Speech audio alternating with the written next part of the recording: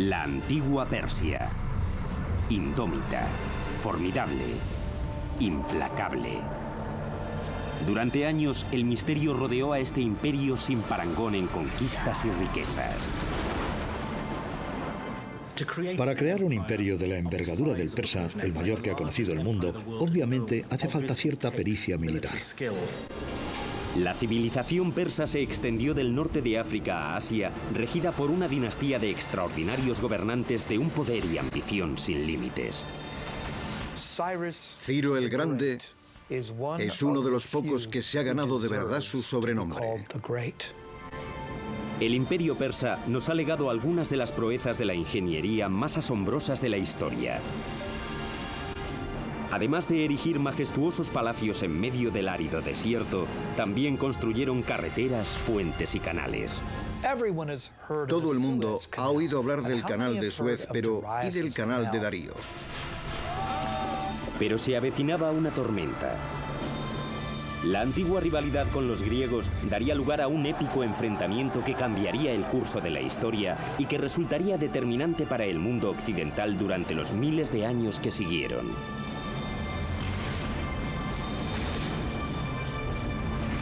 La construcción de un imperio, los persas. Corría el año 330 a.C. cuando un joven rey macedonio venció a los persas y condujo a su ejército invasor hasta Persépolis, la espectacular capital del imperio. Aquel rey no era otro que Alejandro Magno, un ferviente admirador de los grandes gobernantes persas. A la caída de la tarde, la celebración de la victoria griega degeneró en una algarada de borrachos. Con el alba, Persépolis, la joya del imperio persa, veía cómo los palacios que le habían dado fama en todo el mundo conocido ardían hasta los cimientos. 2500 años después de aquello, estas inmensas torres se yerguen como testamento de las imponentes alturas que llegó a alcanzar este imperio, ahora olvidado. Para mí, Persia es sinónimo de lujo, delicados tapices y bellas alfombras. Bueno, y de Otis, mi gato persa. Pero también pienso en el legendario rey Ciro el Grande, cuya extremada tolerancia religiosa y cultural le llevó a liberar a los judíos de Babilonia para que volvieran a Israel. Hola, soy Peter Weller. Bienvenidos al Imperio Persa. Alrededor de 4000 años antes de Cristo, dos tribus nómadas se empezaron a asentar en una fértil pero abrasadora meseta iraní. Al norte estaban los medos y al sur los persas. Debido al carácter nómada de estas tribus, se interesaron más por la supervivencia que por la conquista. Al abandonar sus costumbres trashumantes, tuvieron que aprender a cultivar esta rica meseta de Irán, pero para ello necesitaban una fuente de agua. Los primeros persas podrían haber sido pasto de la historia de no haber descubierto una fuente de agua y algo igual de importante, un medio para canalizarla hasta sus cultivos y asentamientos. Lo asombroso de este logro de la ingeniería es que no encontraron ese agua ni en ríos, ni en lagos, ni en el océano, sino en el sitio más improbable, en las rocas. Persia se levantó de la nada. Era un terreno muy escarpado y hostil que exigía inventiva y determinación. Hace 3000 años, los antiguos persas nómadas deambulaban por las adustas planicies iraníes. Para buscar agua había que cubrir largas distancias. Fueron los magi, los hechiceros de las tribus, mitad ingenieros, mitad geólogos, quienes idearon la manera de llevar el agua a los pueblos. Sin más utensilios que unos cinceles, estos hechiceros pusieron los pilares del imperio persa. Y lo hicieron mediante un revolucionario sistema de canales subterráneos de irrigación llamados kanats. Su funcionamiento se servía de la gravedad para aprovechar la topografía natural del terreno que describía una pendiente continuada hasta la cordillera de Al-Borz, en dirección al Golfo Pérsico. Desde la superficie se introducían ejes verticales a partir de los cuales se excavaban túneles horizontales de poca longitud. Alrededor de 1 kilómetro colina arriba se volvía a construir otro eje y así el canal iba avanzando. Podía estar a 20, 30 o 40 kilómetros de distancia, así que requería mucha pericia dar con el lugar de la pendiente en el que el canal conectaba con el acuífero, o incluso las filtraciones del agua subterránea en lo alto de la montaña. El ángulo de las colinas era esencial. una unidad en vertical por cada 100 unidades en horizontal. No podía ser muy empinada porque la base del canal se erosionaría. Pero claro, tampoco tan horizontal como para que el agua no llegara a su destino. 2000 años antes de los legendarios acueductos romanos, los persas ya canalizaban enormes cantidades de agua a grandes distancias en condiciones de gran sequedad sin apenas pérdidas por escapes o por la evaporación. El agua significaba comida, pero la tecnología para localizar agua y trasladarla era como una zanahoria que los persas les habían puesto delante a sus vecinos. En el año 700 a.C., todas las tribus se guiaban por una figura legendaria llamada Aquemenes, el fundador de una gloriosa dinastía, una dinastía que prosperó gracias a un hombre al que me hubiera gustado conocer, Ciro el Grande.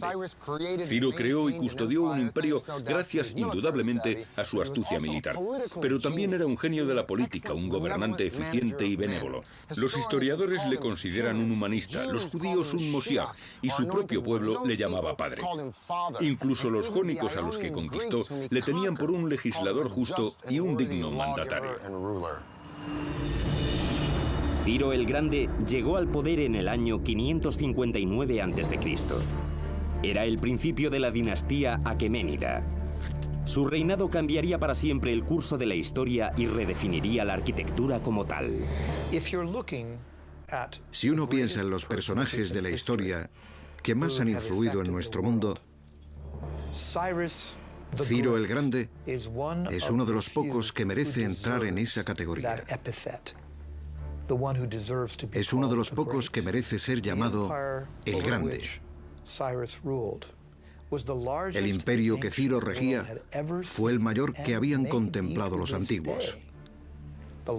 Puede que el mayor de toda la historia.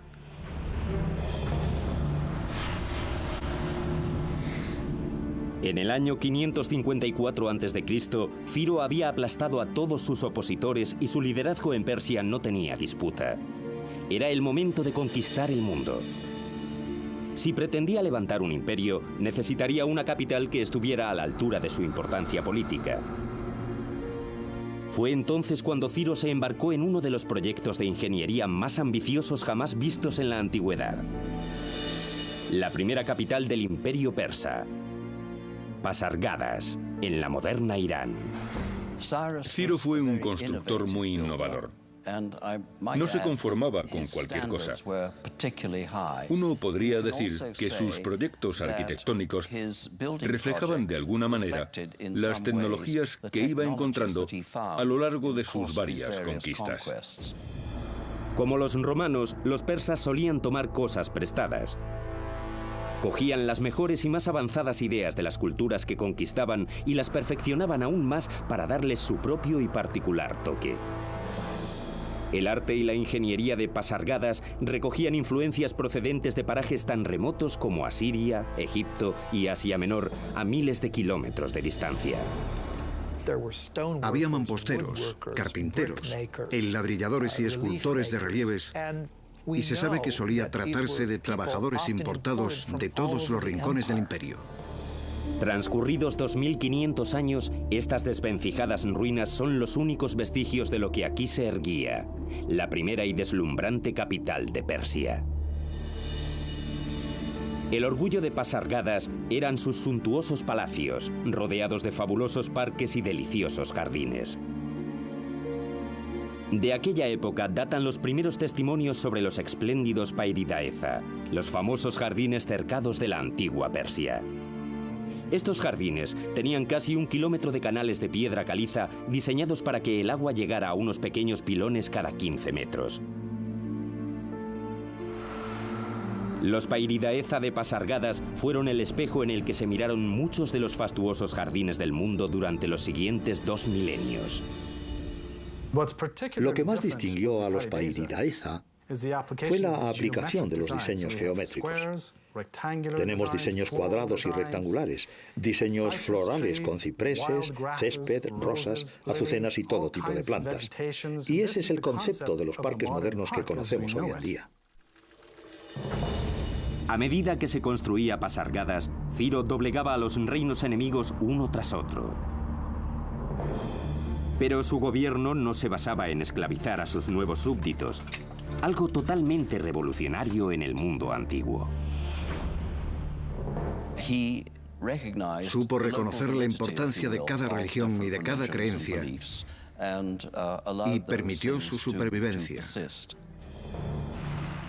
En el 539 Ciro conquistó Babilonia, pero no se presentó como un conquistador, sino como un liberador que venía a rescatar al pueblo de su despótico líder.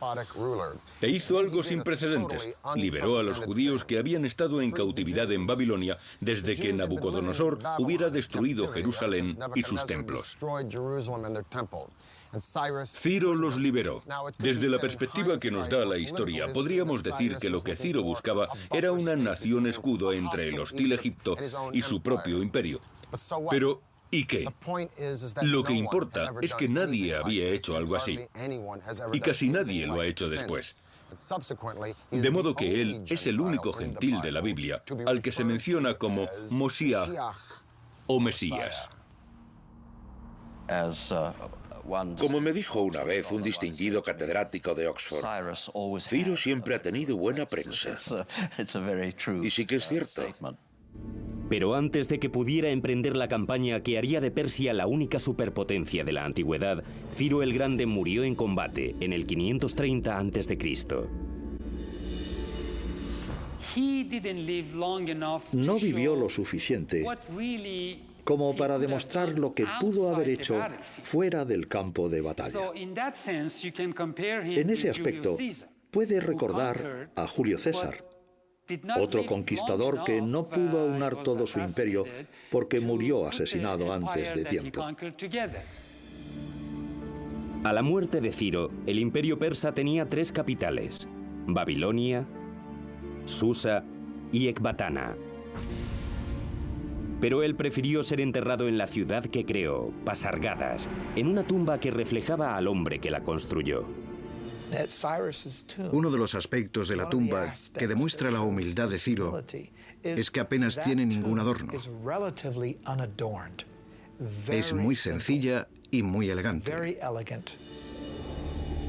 Los arquitectos de Ciro proyectaron la tumba a base de sencillas y pesadas losas rectangulares para cuya colocación tuvieron que recurrir a rampas, poleas y abrazaderas hasta darle a la tumba sus casi 11 metros de altura. La tumba de Ciro es un sencillo y en apariencia humilde monumento para el artífice del mayor imperio que el mundo ha visto hasta la fecha. Y tras 25 siglos se conserva bastante bien.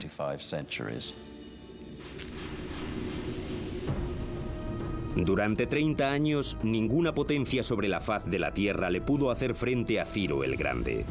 La vacante de su trono creaba un vacío de poder que arrastraría al mundo antiguo al mayor de los caos. En el año 530 a.C. moría Ciro el Grande, el arquitecto del mayor imperio que el mundo había conocido. El futuro de Persia pendía de un hilo. En un momento en el que rivales y aspirantes al trono se disputaban el poder, un primo lejano de Ciro, un brillante general, se alzó para asumir el mando. Cuando el ambiente se despejó, el imperio persa quedó firmemente sometido a su liderazgo. Este general, conocido como Darío, se convertiría en el que posiblemente haya sido el más legendario rey persa y uno de los mayores constructores de todos los tiempos. Darío no perdió el tiempo. Comenzó la reconstrucción de Susa, la antigua capital, con colosales palacios ornamentados con mampostería acristalada. La majestuosidad de Susa aún se puede apreciar en la misma Biblia. Cuando los griegos se referían a los palacios persas, solían mencionar a Susa. Cuando en el Antiguo Testamento el libro de Esther alude a los palacios persas, está hablando de Susa. Pero el nuevo rey de Persia quería que la deslumbrante capital fuera toda suya. En el 518 a.C., Darío emprendió uno de los proyectos de ingeniería más ambiciosos de la antigüedad.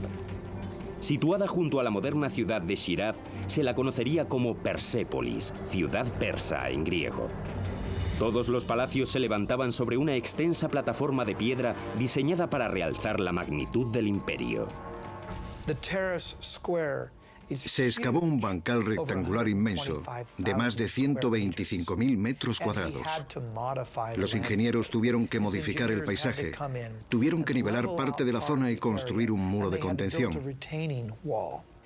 Darío quería que se viese desde lejos, por eso mandó construir una terraza en la ladera, para dotar al conjunto de mayor grandiosidad y solemnidad.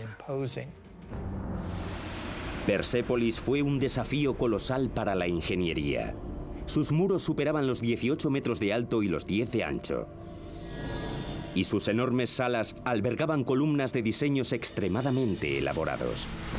Se necesitaron miles de arquitectos, artesanos y trabajadores, así como toneladas de materiales que tuvieron que traerse de los 4 confines del imperio. La mayoría de los antiguos imperios se construyeron gracias a la mano de obra de las legiones de esclavos. Pero Darío, al igual que Ciro, prefería remunerar el esfuerzo de construir los palacios y monumentos persas. Todos recibían su paga correspondiente, cada trabajador y cada trabajadora, porque también se contrató a mujeres, y se les pagaba en función de la calidad de su trabajo. No se escatimó en gastos. Persépolis sería el monumento insignia del poder y la gloria del imperio persa.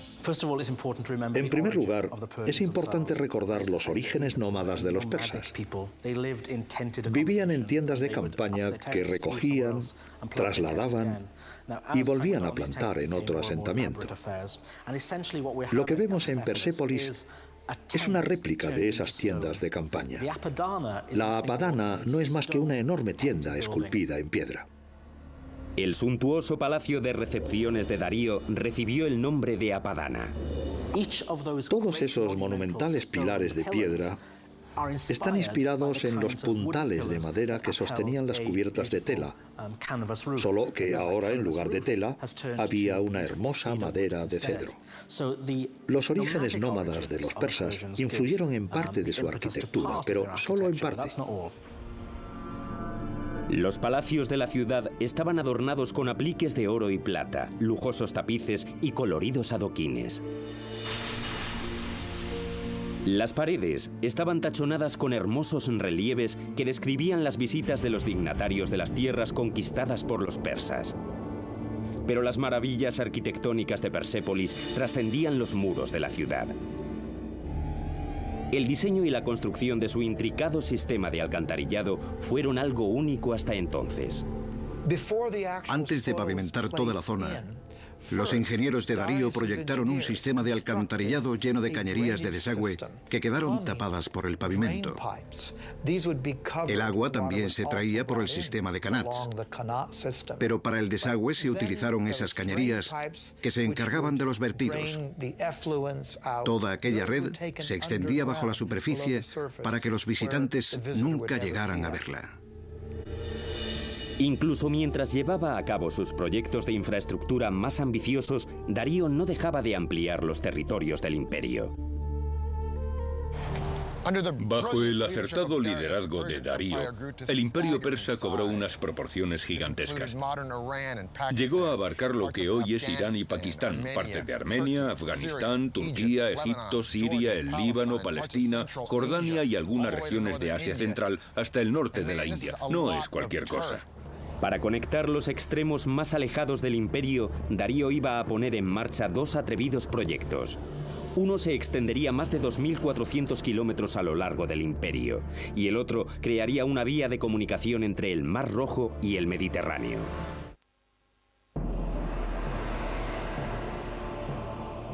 Bajo el gobierno de Darío el Grande, el imperio persa creció hasta límites inimaginables. Ahora buscaba consolidar sus territorios y conectar los extremos de su colosal reino. En el año 515 a.C., Darío ordenó a sus ingenieros construir una gigantesca carretera de piedra que surcara todo el imperio, desde África a la India. Esta vía, que se extendería a lo largo de más de 2.400 kilómetros, recibió el nombre de Camino Real. Supuso todo un logro de la ingeniería porque tenía que atravesar montañas, bosques y desiertos. Lo que se hizo fue apelmazar y endurecer la tierra. No tenían asfalto, pero sí que sabían laminar la gravilla y los pequeños guijarros. Las carreteras de piedra son esenciales en los terrenos en los que el nivel freático puede ser alto. Para que el barro no impida el avance a pie o a caballo, hay que elevar el nivel del suelo. Eso significa extender primero algún tipo de superficie que o bien absorba las aguas subterráneas o impida que esas aguas desplacen la carretera. El Camino Real estaba jalonado por 111 posadas y estaciones de descanso ubicadas cada 29 kilómetros en las que los viajeros podían comer, dormir y cambiar de montura. Para garantizar la seguridad había vigilantes apostados a lo largo de todo el recorrido. Ahora voy a hablar con mi amigo el Dr. Joy Llewellyn-Jones de la Universidad de Edimburgo. Profesor, tengo curiosidad, ¿de verdad era seguro? En lo sustancial, sí. Creo que Darío consiguió algo increíble. Desde donde estamos, desde Turquía, podemos tomar una ruta directa hasta el centro de Irán. ¿Cuánto se tardaba? Pues si iban a caballo, de refugio en refugio, cambiando de montura cada 25 kilómetros, calculo que podrían llegar en cuestión de 6 o 7 días. ¿6 o 7 días? ¿Y llevaban el correo por esta carretera? Por supuesto, y también era una ruta comercial. Ya te puedes imaginar el tremendo adelanto que supuso porque acortaba mucho territorio. No era un simple camino, atravesaba ríos como por ejemplo el Tigris y... En barco. En barco. Hay tramos que serpentean montañas y otros que bordean ríos, terrenos de todo tipo. Aunque no había sistemas de drenaje, no era tan avanzado como las calzadas romanas de épocas posteriores.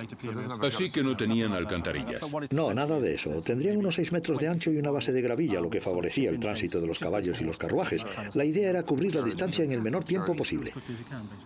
Lloyd, ha sido un placer hablar contigo. Gracias por iluminarnos con tus conocimientos.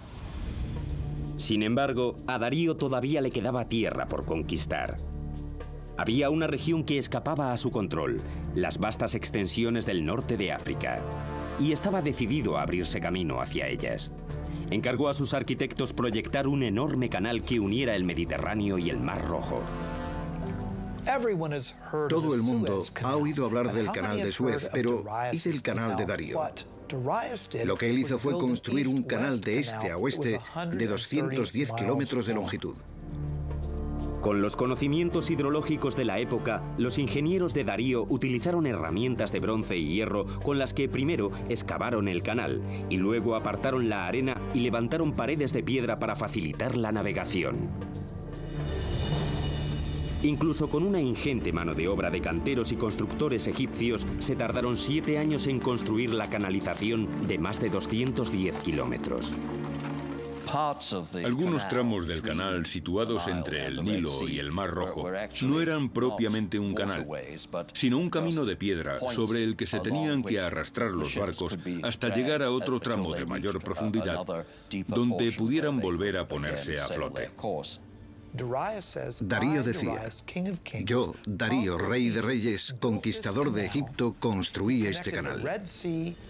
Creó una ruta comercial entre el Mar Rojo y el Nilo. Según sus palabras, los barcos tenían que atravesar mi canal. En el año 500 a.C., Persia era sin duda el mayor imperio que el mundo había contemplado, superando en envergadura y riquezas al mismísimo Imperio Romano en todo su apogeo 4 siglos más tarde. Persia era invencible, y sus ansias de conquista comenzaban a hacer temblar a una potencia emergente al otro lado del Mediterráneo, las ciudades-estado de Grecia. Vamos a ponernos en situación. Esa masa de agua es el Mar Negro, y este pequeño recodo es el estrecho del Bósforo, que conecta el Mar Negro con el Mediterráneo. Así que desde aquí, desde Asia o Asia Menor, puedo ver allí mismo el continente europeo. En el año 494 a.C., Darío logró sofocar una revuelta en una serie de ciudades de la costa de Turquía, una revuelta alentada por Atenas. Así pues, Darío quería darle una lección a Atenas. Iba a marchar sobre Grecia con intención de atacar aquella ciudad. Pero ¿cómo lo haría? Tenía que cruzar el mar. Así que levantó un pontón, un puente de barcos, y los alineó de extremo a extremo. Según Heródoto, formó un ejército de 70.000 hombres a lo ancho del mar para atacar Grecia. Impresionante. Los ingenieros persas lograron unir ambos lados del Bósforo hundiendo barcos de extremo a extremo para asegurar unos cimientos. A continuación construyeron un camino por encima que conectaba Asia con Europa. Probablemente se tratara de un entramado de tablones bajo el cual se extendió arena prensada, quizá para mantener seca la madera y reforzar la estabilidad del camino. Para impedir que las embarcaciones se tambaleasen, tuvieron que usar un sistema de anclaje de un peso determinado, pues si era excesivo, los barcos podrían inclinarse demasiado y sufrir daños. El que los tablones se mantuvieran intactos, a pesar no solo del peso de todo el ejército que los cruzaba, sino también del oleaje del Bósforo, fue toda una maravilla de la ingeniería anterior a los ordenadores. A finales de agosto del 490 a.C., Darío ya estaba en suelo griego y se había hecho con Macedonia. Su siguiente paso sería vérselas con el general griego Temístocles y con el ejército conjunto de Atenas y Corintio en la famosa batalla de Maratón. Los efectivos del formidable ejército persa rondaban los 60, 140 o 250.000, depende de las fuentes históricas. Superaban a los griegos en 10-1. Su único recurso era mandar refuerzos y encargaron al legendario corredor Filipides para que pusiera rumbo a Esparta. Filipides cubrió una distancia de 225 kilómetros en 2 días y dio nombre a la famosa prueba de la maratón. Los dos ejércitos se vieron las caras en una vasta y abierta meseta. Si se enfrentaban frontalmente, el gigantesco destacamento persa haría trizas a los griegos, mucho menos numerosos. Fue el comienzo de las guerras médicas. Un reducido pelotón griego atacó a los persas de frente. No tenían nada que hacer. Pero el resto de las fuerzas griegas se desplegaron en 2 frentes y atacaron a los persas por los flancos. Inmersos en una sangrienta matanza, los persas sufrieron cuantiosas pérdidas y acabaron retirándose. Para los griegos fue una gran victoria. Para los persas, un mero tropiezo en su camino hacia la dominación del mundo. Darío decidió regresar a casa y centró su atención en reforzar las defensas de la capital, Persépolis. Nunca llegaría hasta ella.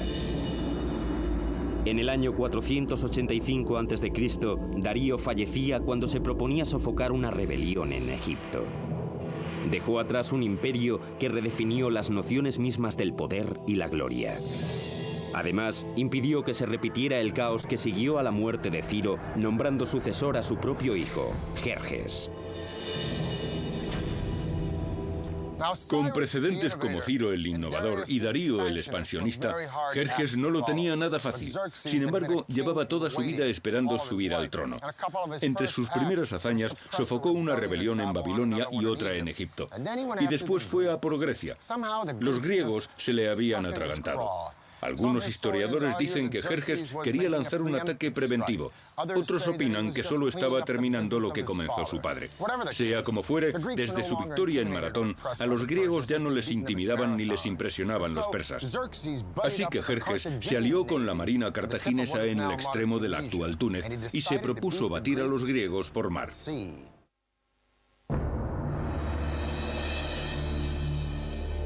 En el año 480 a.C., el imperio persa estaba en su apogeo, extenso, todopoderoso e inmensamente rico.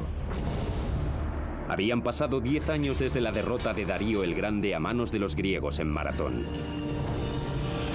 Su hijo, Jerjes, es ahora el monarca absoluto de la dinastía aqueménida del imperio persa.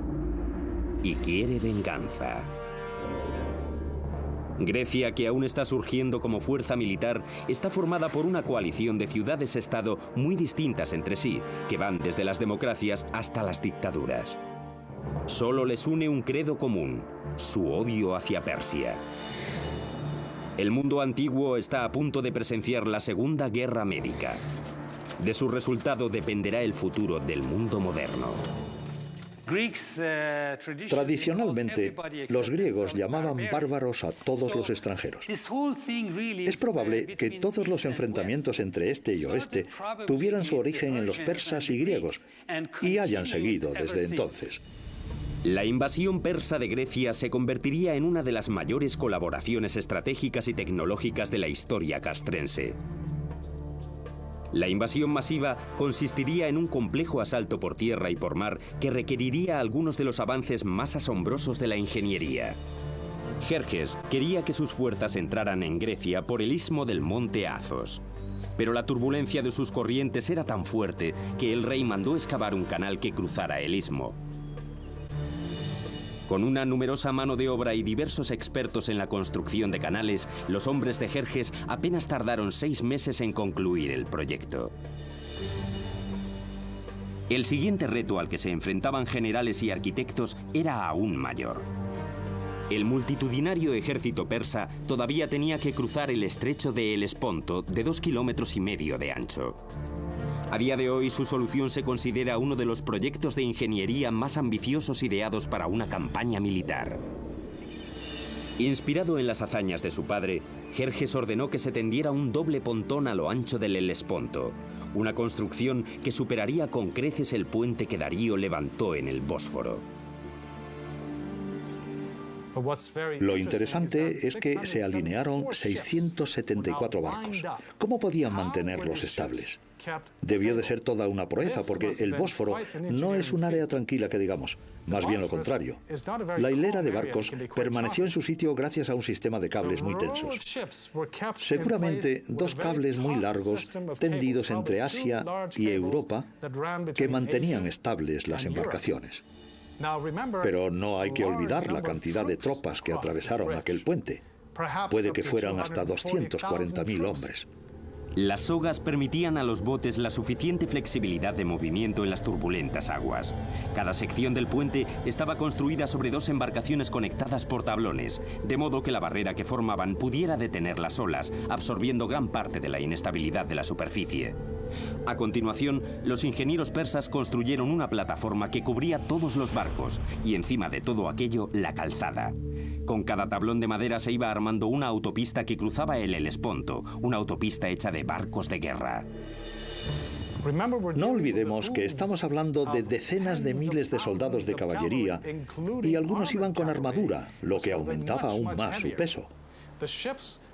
Lo increíble fue que los barcos se mantuvieran estables para que Jerjes cruzara hasta Europa con sus hombres y volviera a Asia cuando lo necesitara. Durante un breve periodo, los 2 continentes fueron uno. Al cabo de 10 días, una vez concluido el puente, Jerjes avanzó hacia Europa.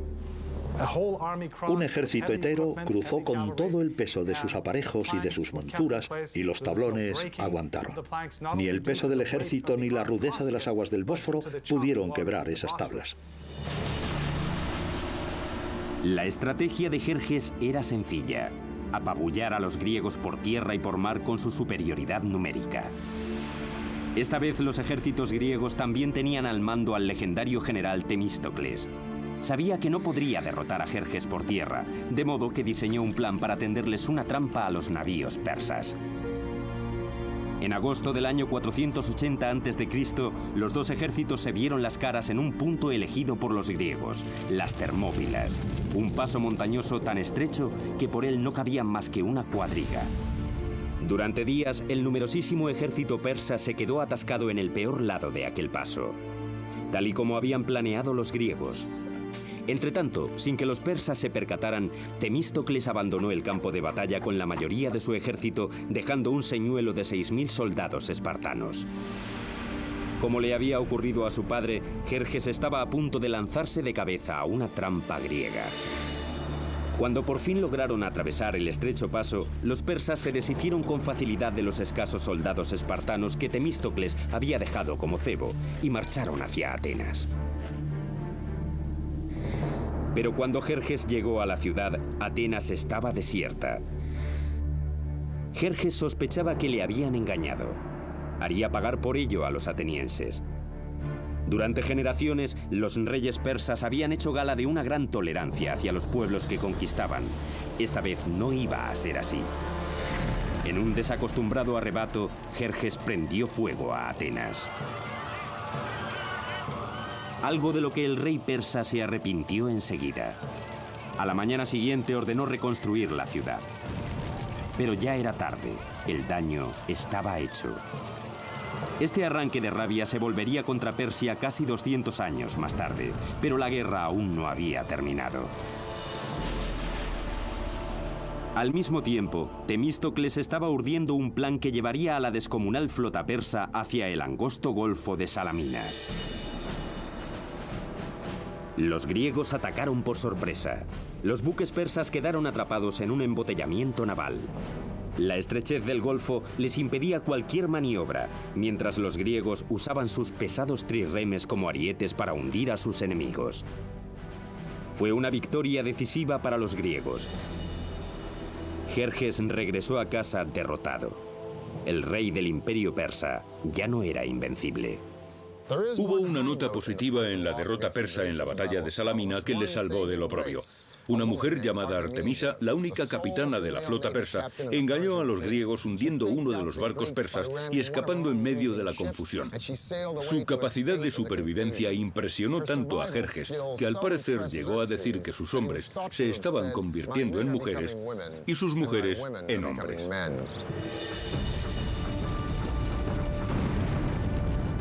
Las guerras médicas llevaron a Atenas a su época dorada, pero hicieron vulnerable al poderoso imperio. Le correspondería a un joven príncipe que idolatraba a los grandes monarcas persas darle al imperio la estocada final.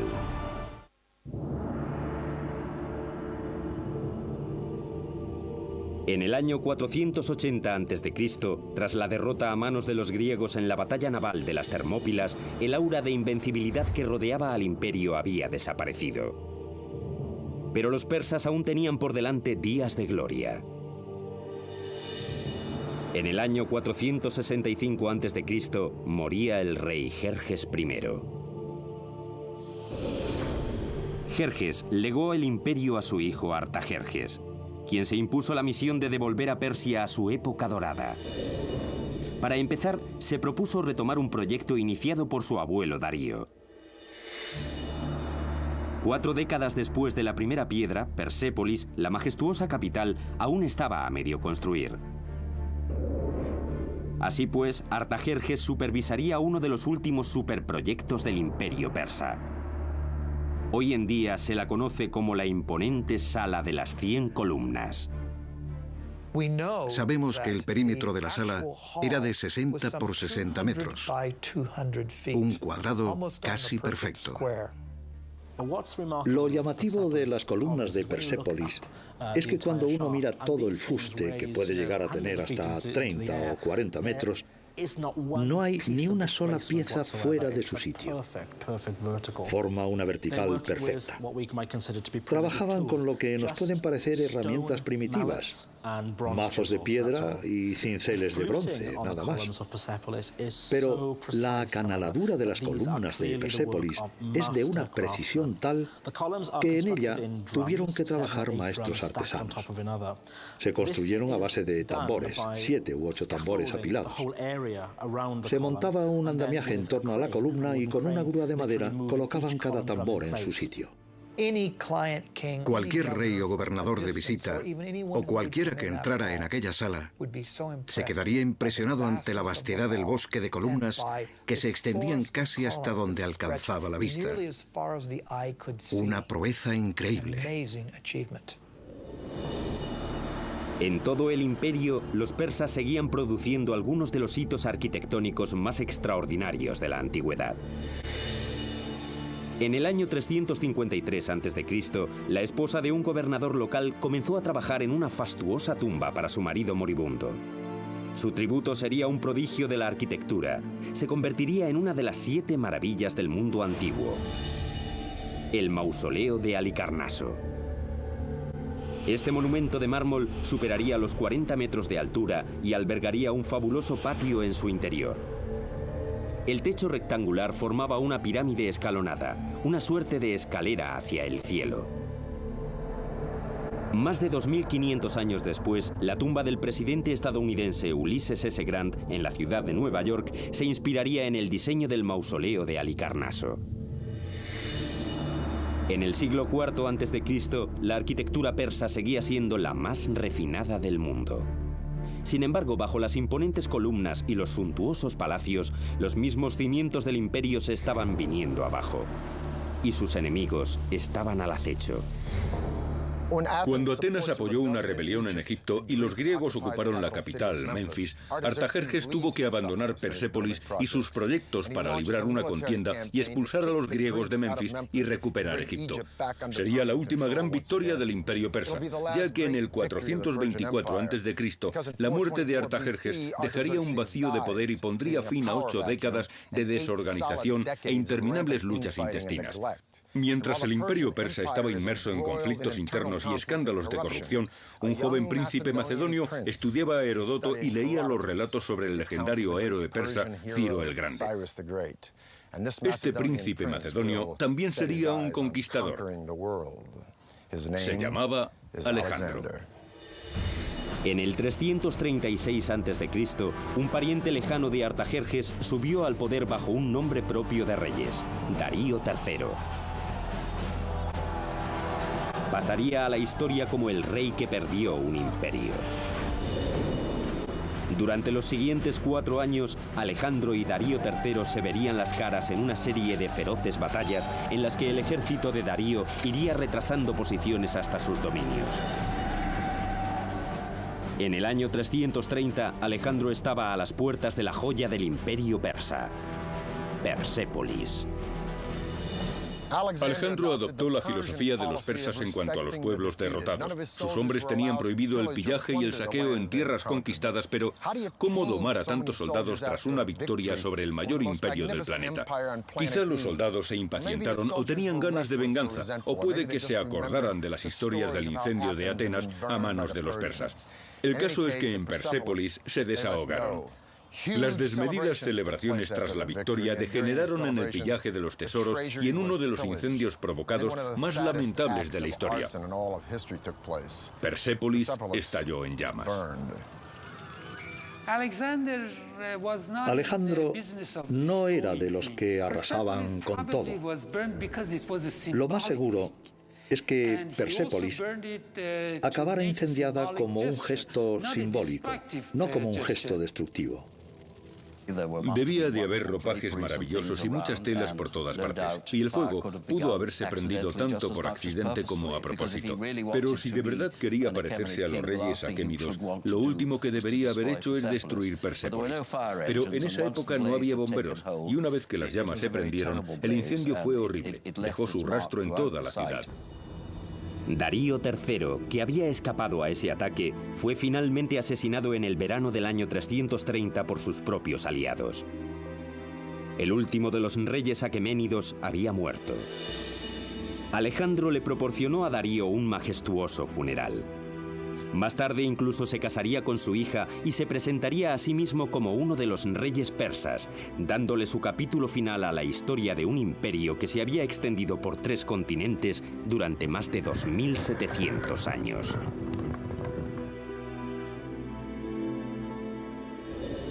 Alejandro, el admirador de los reyes persas, dio caza a los asesinos de Darío y los mató él mismo. Estaba convencido de que solo un rey tenía derecho a matar a otro rey, pero ¿hubiera llegado a matar a Darío? Seguramente no, porque Alejandro no había creado un imperio, sino que lo había conquistado. El imperio lo había creado Ciro el Grande. La astucia de Alejandro consistió en hacerse con Persia y emplear un imperio que ya era viejo mucho antes de nacer él. Un imperio cuyo legado cultural, su sofisticación y sus fastos pervivirían mucho después de su muerte. Desde territorio imperial, Peter Weller.